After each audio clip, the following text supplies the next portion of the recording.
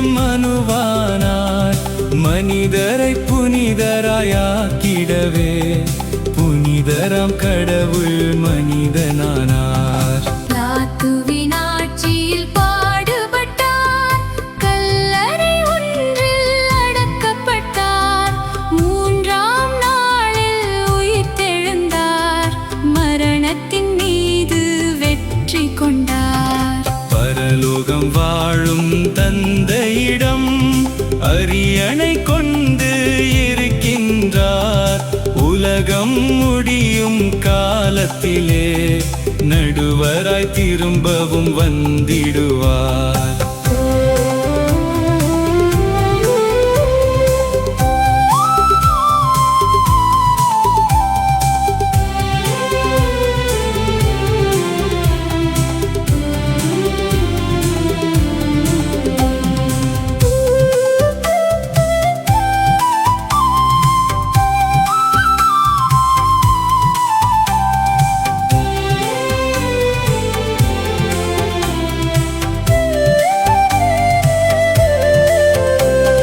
பரிசுத்த ஆவியை நம்புகிறோம், பாரினில் அவர் துணை வேண்டிடுவோம், பாவ மன்னிப்பில் தூய்மை பெற்று பரிகார வாழ்வில் இணைந்திடுவோம்.